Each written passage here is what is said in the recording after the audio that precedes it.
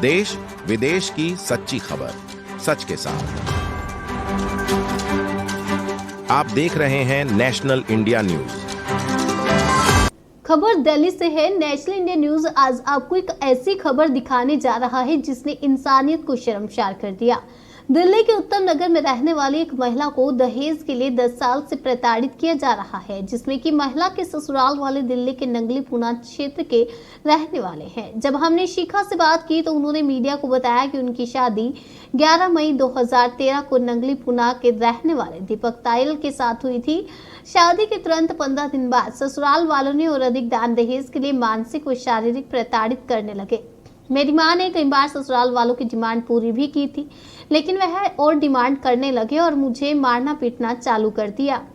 29 फरवरी 2024 को समय करीब 8:30 बजे सुबह मेरे पति ने मुझसे कहा कि अपनी मां से पैसे लेकर आ जा, ये क्या, और मैंने मना कर दिया तो मुझे मेरे पति ने बेल्टों से पीटना शुरू कर दिया। जब मैं चिल्लाई तो मेरी सास कांता तायल व ससुर नरेंद्र तायल ऊपर मेरे कमरे में आ गए और मेरे ससुर ने दरवाज़ा बंद कर दिया और मुझे मारने लगे।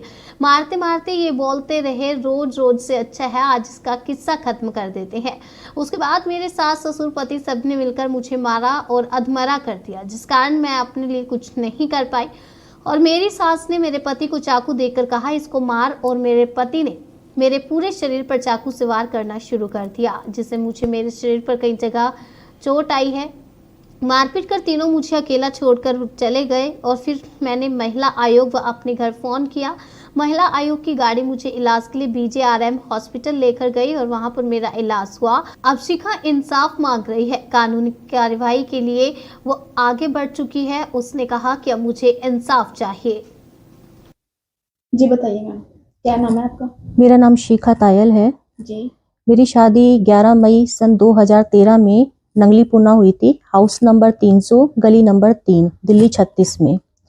शादी के 15 दिन बाद से ही मेरे पति दीपक तायल, मेरी सास कांता तायल, ससुर नरेंद्र तायल, जेठ अनुज तायल जो नरेला में रहते हैं पर ज़्यादातर हमारे घर ही रहते हैं, अंशु गोयल मेरी नंद है, बदरपुर उनकी शादी हुई है, मुझे टॉर्चर करते थे। पूरी तरह से मानसिक शोषण, शारीरिक शोषण मेरा किया जाता था, बहुत बुरी तरह से मुझे पिटवाया जाता था। ये सब इसलिए कि जिससे कि मैं दहेज लेकर के आऊँ।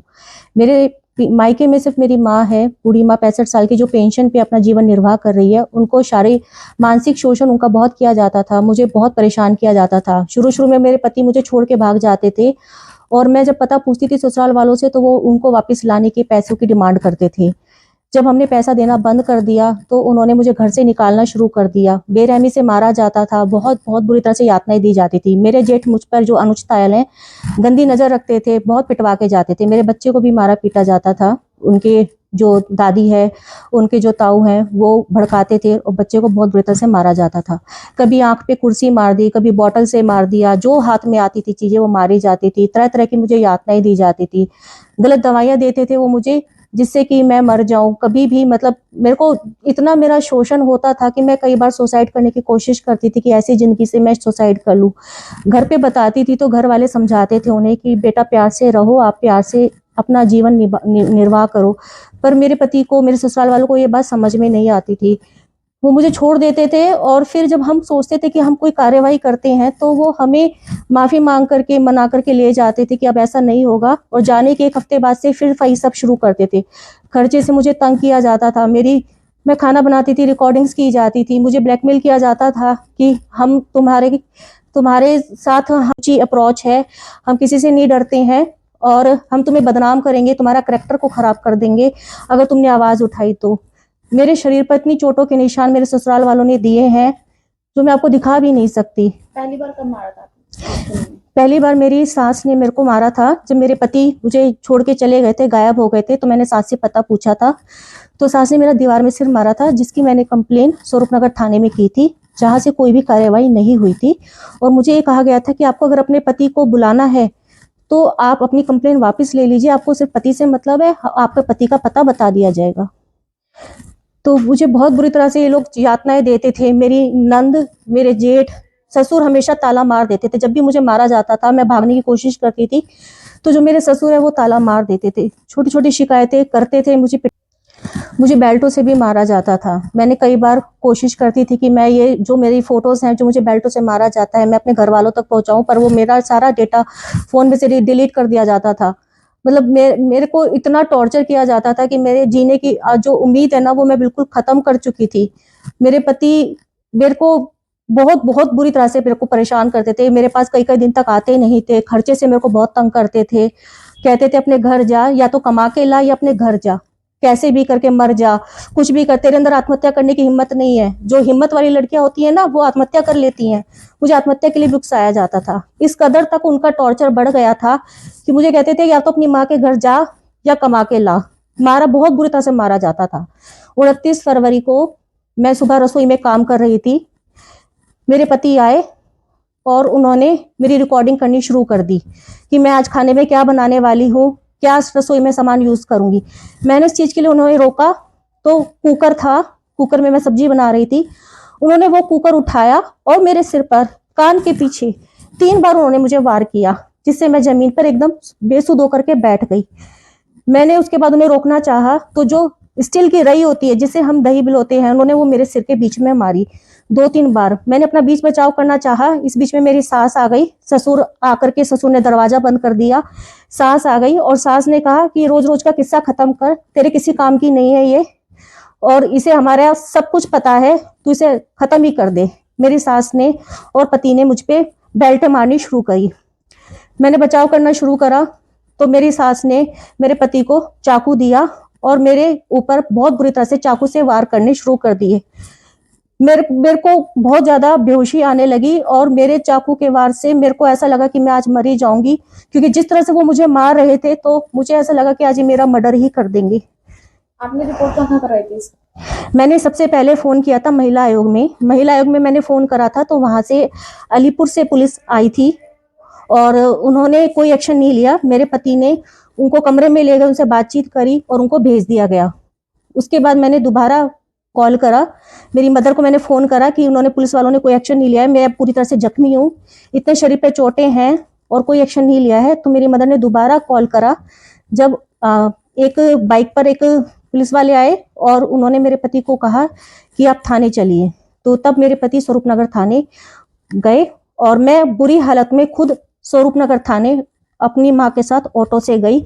मुझे कोई भी मेडिकल ट्रीटमेंट तब तक, मैं इसके बाद स्वरूपनगर थाने अकेली खुद बुरी हालत में पहुंची। वहां पे कोई भी हमें किसी भी तरह की कोई सहायता नहीं मिल रही थी। पूरी मेरे को 1-1.5 घंटे तक बिठाए रखा। महिला आयोग वालों को मैं बार बार फोन करती रही, उनकी कोई भी टीम नहीं आई थी। पुलिस वाले लगातार बदतमीजी से बात कर रहे थे, जो स्वरूपनगर थाने वाले हैं। मेरे पति को अलग कमरे में ले जाकर के बिठा दिया। मेरे ऊपर, मैं उनको बोल रही थी कि मुझे फर्स्ट एड चाहिए, मेडिकल चाहिए, कोई सहायता मेरी नहीं की जा रही थी। और पुलिस को मैं लगातार कह रही थी कि सर मेरी एफआईआर फाइल करिए और आप मेरा मेडिकल करवाइए। तो उन्होंने कहा क्या आफत आ रही है, हो जाएगी, आपको थोड़े ही जख्म है। पूरी तरह से मेरा शरीर में से खून निकल रहा था और मेरी कोई सहायता नहीं हो रही थी। फिर महिला आयोग आई, उन्होंने आधे घंटे तक मुझे बिठाए रखा और वो मुझे फिर उसके बाद एमएलसी के लिए लेकर के गई, जहां पर उन्होंने डिक्लेयर किया कि हाँ, इनको बुरी तरह से मारा गया है। इसके बाद आने के बाद भी स्वरूपनगर थाने में मेरा कोई भी एफआईआर दर्ज नहीं किया गया। मेरे को शाम तक बिठाया गया, परेशान किया गया। किसी भी तरह की कोई सुनवाई पुलिस ऑफिसर्स वहाँ की नहीं कर रहे थे। शाम को जब हमने बहुत ज़्यादा उनके ऊपर दबाव बनाया कि आप एफआईआर क्यों नहीं कर रहे हैं, तब उन्होंने मेरी ये एफआईआर लिखी, जिसकी कॉपी ये है, आप ये देख सकते हैं, एफआईआर की कॉपी है। ये आप देख सकते हैं, ये बाबू जगजीवन राम में मेरा जो एमएलसी हुआ था, ये उसकी कॉपी है। हम बाबू जगजीवन राम की एमएलसी से सेटिस्फाई नहीं थे, इसलिए हमने फिर दीनदयाल जाकर के दोबारा अपना एमएलसी करवाया, जिसकी कॉपी आपके सामने ये वाली है, जहां भी ये डिक्लेयर हुआ कि बहुत बुरी तरह से इनको मारा गया है, शरीर पर चाकुओं से वार किया गया है। पूरी तरह से ये एक जानलेवा हमला था। आप पुलिस प्रशासन से क्या मदद चाहती हैं? मैं पुलिस प्रशासन से ये मदद चाहती हूँ कि आप जल्दी से जल्दी जो ये दोषी है इनको आप सजा दे, कड़ी से कड़ी, सख्त से सख्त इनके खिलाफ कार्यवाही करें। मैंने 10 साल तक निभाने की कोशिश करी, मेरे घर वालों ने बहुत समझाया जिससे घर बस जाए, पर इन्होंने उस चीज़ को बहुत हल्के में लिया और इन्होंने कानून को एक खेल समझते रहे, मुझे मारते रहे, पीटते रहे, यातनाएं देते रहे। अब मैंने जब देखा परसों कि आज ये मुझे मार ही देंगे। जिस तरह से इन्होंने मेरे शरीर पे चाकू से वार कर रखे हैं, जिसकी मैं जिसमें अभी आपको थोड़ी देर में आप साइड में फोटोज देख सकते हैं कि किस तरह से इन्होंने मुझे बेरहमी से मारा है। तो मैं यही चाहती हूँ कि सख्त से सख्त कार्यवाही की जाए। मेरी कोई भी सुनवाई अब तक नहीं हुई है, ना प्रशासन ने कोई सुनवाई की है, ना ही मुझे थाने से कोई सहायता मिली है। तो सख्त से सख्त कार्यवाही मैं इन दोषियों के खिलाफ चाहती हूँ। मैं सरकार और पुलिस प्रशासन से ये कहना चाहती हूँ कि जैसे कहा जाता है बेटी बचाओ बेटी पढ़ाओ, तो बेटियां कहाँ सेफ है? ना बेटी घर में सुरक्षित है, ना बाहर सुरक्षित है। जिस तरह से यातनाएं मुझे दी गई हैं, जिस तरह से मुझे मारा पीटा जाता था, धमका के रखा जाता था, ऐसा किसी और बेटी के साथ ना हो। तो मैं बार बार यही अपील करती हूँ कि प्रशासन से और मैं सरकार से कि सख्त से सख्त इनके खिलाफ कार्यवाही हो। क्योंकि मैं अगर कार्यवाही करने जाती थी तो मुझे ये कहकर डराया जाता था कि हमारी सीएम तक अप्रोच है, मिनिस्ट्रों में हमारी उठ बैठ है, पुलिस प्रशासन हमने खरीद रखा है।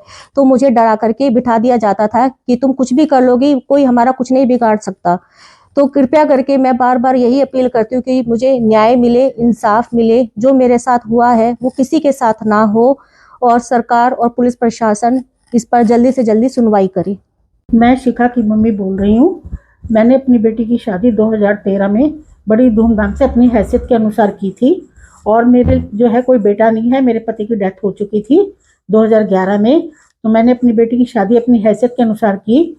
कुछ समय 15-20 दिन तो ठीक रहा, लेकिन उसके बाद उनकी डिमांड बढ़ने लगी, और जो है उन्होंने जो धीरे धीरे मेरे पर प्रेशर डालना शुरू कर दिया। जुलाई के समय में वो भाग गया हमें बिना बताए। तो वहाँ से मेरे को ये मिला समाचार कि आप पैसा दोगी तो हम बताएंगे। मैंने उनको जो है जितनी मेरी जेब में था मैंने थोड़ा बहुत दिया। मैं पेंशन पे रहती हूँ, पेंशन से मैं अपना गुजारा करती हूँ। फिर उसके बाद जो है उसने 2-3 बार ऐसे ही किया। मैंने थोड़ा बहुत दे दिया कि चल बेटी है, मेरे बेटी का घर बच जाए। मैं इस प्रकार थोड़ा बहुत दे देती थी जो मेरे से बनता था।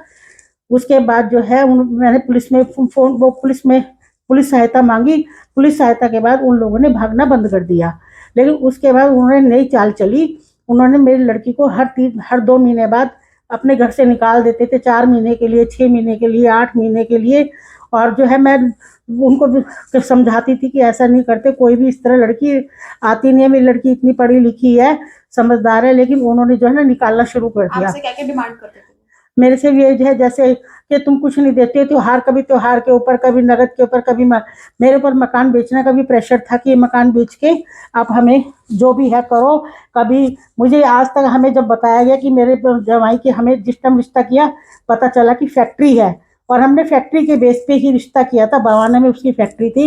लेकिन बाद में हमने जब धीरे धीरे देखा तो हमें पता चला कि हमें ये नहीं पता वो लड़का काम क्या करता है।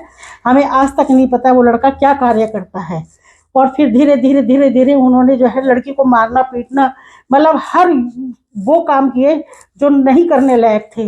मैं लगातार खर्चा भी देती थी, मेरी पेंशन आती थी, मैं उससे अपना गुजारा भी करती थी, अपनी बेटी को भी भेज देती थी जिससे बच्ची मेरी खुश रहे। बच्चे को भी मारते थे मेरे को ब्लैकमेल करने के लिए। और प्रशासन से ये प्रार्थना है जिस हालात में मेरी बेटी के साथ जो हुआ है इनके साथ भी हो। और जिस तरह से मैं 29 तारीख को अपनी बेटी को लेकर भागी हूँ, मेरी कोई सुनवाई नहीं हुई। वहाँ पर स्वरूप नगर थाने में कोई सुनवाई नहीं हुई।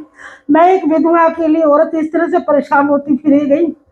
मेरी लड़की को जो है बहुत टॉर्चर करके चाकुओं से मारा गया, और वहाँ के पुलिस वालों ने कह दिया कि छोटी सी चोट है, कुछ नहीं है। मेरी बार बार यही प्रार्थना है कि इन्हें वो सजा मिले कि जिससे ये पता चले कि किसी की बेटी को कष्ट देना क्या होता है। मैं अपनी जिंदगी में अकेली बूढ़ी औरत अपनी जिंदगी से दुखी हो गई है। मैं जीना नहीं चाहती अब।